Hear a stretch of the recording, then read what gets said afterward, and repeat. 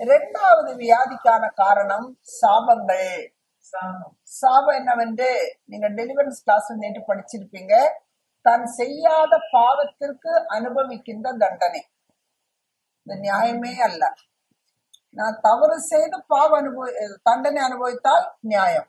யாரோ செய்த தவற்றுக்கு நான் தண்டனை அனுபவிக்கிறேன். என்னுடைய மூதாதையர்கள், முற்பிதாக்கள், என்னுடைய சொந்த தாய் தகப்பன்மார்கள் செய்த பாவத்துக்கு தண்டனை நான் அனுபவிக்கிறேன். இதுதான் சாபம். எப்படி சாபம் வரும் என்பதை குறித்து நேற்று பார்த்திருப்பீங்க. 2 விதமாக சாபங்கள் வரலாம். முதலாவது, வேதத்தில் சொல்லப்பட்ட சில வசனங்கள் சொல்லுது, இன்னென்ன காரியங்கள் நீ செய்தால் நீ சபிக்கப்படுவாய். ஒரு 36 காரியங்கள் நேற்று படிச்சிருப்பீங்க. அந்த குறிப்பிட்ட காரியங்கள் செய்யும்போது அதுக்குரிய சாபங்கள் மனுஷனை தொடர்ந்து பிடிக்கின்றன. 2வது, சில பாவங்கள், சில வேத வசனங்களை நாம் மீறும் பொழுது அதனுடைய பாவங்களை அவர்கள் அனுபவிப்பது மட்டுமல்ல, அவருடைய சந்ததிகள் 3ஆம் 4ஆம் தலைமுறை வரையிலும் அதை அனுபவிப்பார்கள் என்று தேவன் தாமே சொல்லி இருக்கிறார். அந்த வசனங்கள் உதாரணமாக யாத்திராகமம் 20ஆம் அதிகாரம் 5வது வசனத்தில் நாம் பார்க்கிறோம். வானத்திலோ பூமியிலோ சமுதிரத்தில் உள்ள ஏதாவது ஒன்றின் உருவத்தையோ சிலையோ நீ செய்யலாகாது.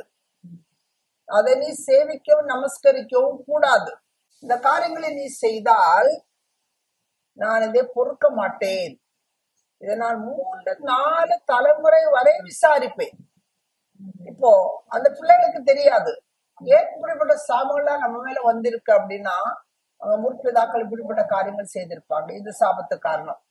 ஆக இந்த சாபம் நம்முடைய வாழ்க்கையில் எப்படி வெளிப்படும் என்று கேட்டால், உபாகமம் 28ஆம் அதிகாரம் 15வது வசனத்தை நான் வாசிப்போம். எல்லா கற்பனைகளின்படியும் கட்டளைகளின்படியும் நடக்க கவனமாய் இருக்கிறதற்கு அவர் சட்டத்திற்கு செவி கொடாதே போவாயாகில் இப்பொழுது சொல்லப்படும் சாபங்கள் எல்லாம் கீழ்கண்ட சாபங்கள். அந்த சாபங்கள் என்ன அப்படிங்கிறது 16வது வசனத்திலிருந்து 68வது வசனம் வரைக்கும் ரொம்ப தெளிவாய் விளக்கமாய் கொடுக்கப்பட்டிருக்கு.